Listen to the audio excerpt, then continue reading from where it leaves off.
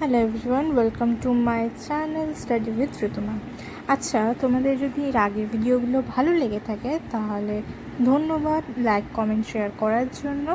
আচ্ছা, এই যে চ্যাপ্টারটা আছে, এই চ্যাপ্টারটা হচ্ছে ইতিহাসের ফার্স্ট চ্যাপ্টার ক্লাস 10-এর, যেটা নাম হচ্ছে ইতিহাসের ধারণা। আজকে এই অনুশীলনীগুলো নিয়ে আমরা আলোচনা করব।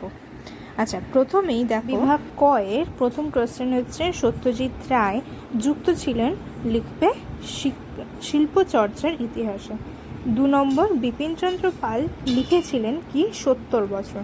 সোমপ্রকাশ ছিল কি ধরনের এক পত্রিকা? সেটা হবে সাপ্তাহিক পত্রিকা। এক কথায় উত্তরে ফার্স্ট কোশ্চেন হচ্ছে কলকাতার উপনিবেশিক স্থাপত্যগুলির যে কোনো উল্লেখ করো।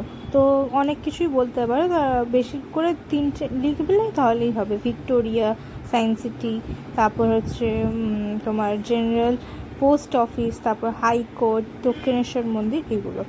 2 নম্বর কোশ্চেন, সরকারি নথিপত্র কোথায় সংরক্ষণ করা হয়? লিখবে জাতীয় মহাফেজখানায়। ঠিক আছে। তারপর বি, সত্য মিথ্যা। নদিয়া কাহিনী গ্রন্থটি শহরের ইতিহাসের অন্তর্গত, এটা সত্য। 2 নম্বর, সোমপ্রকাশ পত্রিকার সম্পাদককে দ্বারকানাথ বিদ্যাভূষণ, এটাও সত্য। এবার হচ্ছে স্তম্ভ মেলাও। প্রথমে হচ্ছে তোমার দেখবে, আমি অ্যান্সারগুলো দিয়ে দিচ্ছি, সেগুলো দেখে করে নিও, আমি তার বললাম না। আচ্ছা, ডি হচ্ছে তোমার শূন্যস্থানে a history of Hindu chemistry গ্রন্থের যে রচয়িতা তিনি হচ্ছেন আচার্য প্রফুল্লচন্দ্র রায়। 2 নম্বর, 1911 খ্রিস্টাব্দে মোহনবাগান ক্লাব কিন্তু আইএফসি সিল জিতেছিল, এটা মনে রাখবে, এটা কিন্তু আসে। ব্রিটিশ শাসনকালে সরকারি গোয়েন্দা বিভাগে নিয়মিত প্রতিবেদন তৈরি করার সরকারে জমা দিত। এটার অ্যান্সার হবে এই প্রতিবেদনটি, যা সাহায্যে অনেক বিপ্লবীদের ধরা যেত, বুঝলে, তার জন্যই লেখা হতো। এবার তোমার সংক্ষিপ্ত উত্তর দেবে, ঠিক আছে, 2-3 বাক্যে। আমি একটু বড় করেই লিখেছি, যাতে যদি বড় কোয়েশ্চেনও দিয়ে থাকে তাহলে তোমরা এটা লিখতে পারবে। আর যদি বড় কোয়েশ্চেনে না দেয় তাহলে শুধুমাত্র পয়েন্টগুলো লিখে দেবে, তাহলেই হবে। কোয়েশ্চেন হচ্ছে সামাজিক ইতিহাস কি? লিখবে 1960 থেকে 1970-এর দশকে ইউরোপ আমেরিকার ইতিহাস চর্চার ক্ষেত্রে প্রচলিত রাজনৈতিক, সামরিক, সাংবিধানিক ও অর্থনৈতিক যে ইতিহাসগুলি হয়েছিল সেটাকেই বলা হয় সামাজিক ইতিহাস। পয়েন্ট দেবে 1 নম্বর, এই ইতিহাসে সাধারণত মানুষের ইতিহাসের উপর গুরুত্ব করা হতো, মানে সাধারণ মানুষের উপর যে ইতিহাস রচনা হয়েছিল তাকে সামাজিক ইতিহাস বলে, বুঝলে। আর হচ্ছে মানে এই ইতিহাসে তোমাদের মানুষের আচার আচরণ, ঠিক আছে, তাদের পোশাক, খাদ্য কেমন ছিল, তখনকার জীবনে তারা কীভাবে ব্যবহার করতো, কথাবার্তা কেমন ছিল, এইগুলি সামাজিক ইতিহাস করা হচ্ছে, মানে 1960 থেকে 70-এর দশকে এইটা করা হয়েছিল। বিভিন্ন মানুষের বিভিন্ন রকম পেশা নিয়েও করা হয়েছিল। আচ্ছা, 2 নম্বর কোয়েশ্চেন হচ্ছে তোমার ইতিহাসের উপাদান স্বরূপ সংবাদপত্রের ভূমিকা কী? আমরা সবাই জানি সংবাদপত্রের অনেক রকম ভূমিকা হয়, অনেক গুরুত্বপূর্ণ ভূমিকা হয়। এখনকার জীবনে আমাদের সংবাদপত্রের ভূমিকা অনেক, ঠিক আছে। তো আমি বারবার বলছি যে পয়েন্টগুলো লিখে দিলেও তোমরা নাম্বার পাবে, আর যদি না লেখো পরপর দিয়ে লিখবে, কিন্তু প্যারা করে লিখবে, তাহলেই নাম্বার পাবে, পয়েন্ট যদি মানে না মনে থাকে তাহলে। আর 1-2 তো রয়েছে, আমি তো তোমার পয়েন্টের নাম দিই না, তো তোমাদের আশা করি কোনো অসুবিধা হবে না। ফার্স্টের পয়েন্ট লিখবে যে সমসাময়িক ঘটনার ওপর সেই সময়, যে দেখো সবসময় কিন্তু একই হয়, সময়ের মধ্যে কী ঘটনা ঘটেছে সেই সময়, সেটা নিয়ে তোমার বিচার করাই হচ্ছে সংবাদপত্রের একটা দরকারি কথা।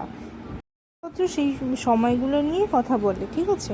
তারপরে হচ্ছে তোমার সেই সময় যে কী স্বাধীনতা আন্দোলন শুরু হয়েছিল তখন, ঠিক আছে, সেইগুলো জানা যেত। তারপর কোন জায়গায় কী ঘটনা ঘটছে, কী কারণে ঘটছে, সব কিছুই আমরা সংবাদপত্রের মাধ্যমে এখনও জানি, এবং কি আগেও জানতাম, এবং পরবর্তীকালেও আমরা জানবো। কোনো এই এমন একটা জিনিস, এটা সংবাদপত্র বা নিউজ চ্যানেল, যেগুলি কোনো জীবনেই উঠবে না, বুঝলে।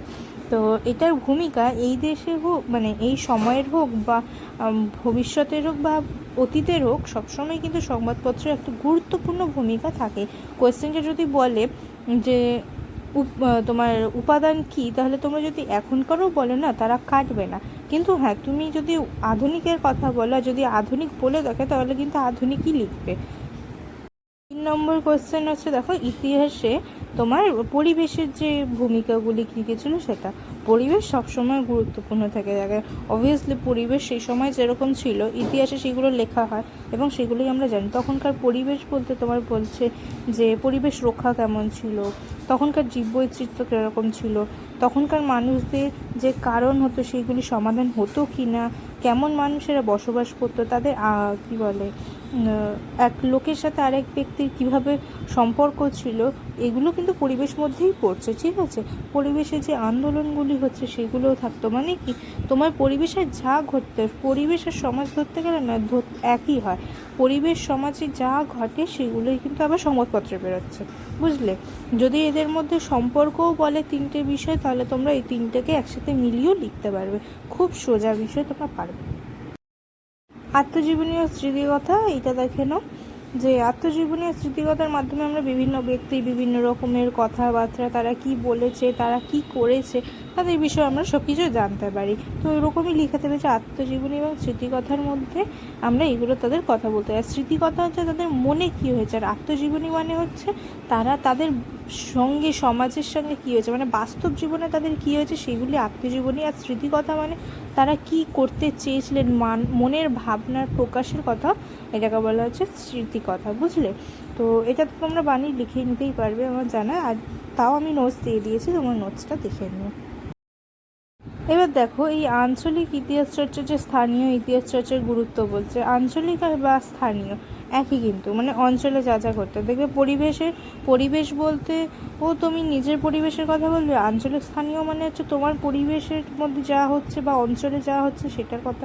তো মানে এই যে চ্যাপ্টারটা আছে না, এই চ্যাপ্টারটায় এরকম ধরনেরই কোয়েশ্চেন পাবে তোমরা।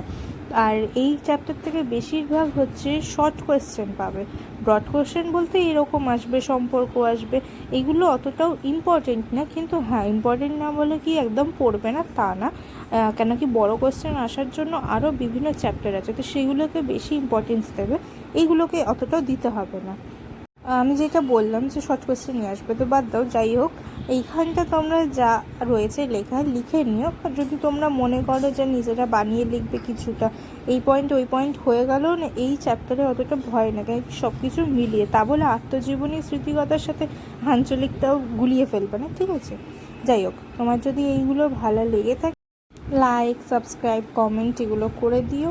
আর পরবর্তী ভিডিওর জন্য তোমরা অপেক্ষা করো, আমি কিছুক্ষণের মধ্যেই আবার ভিডিও পোস্ট করব।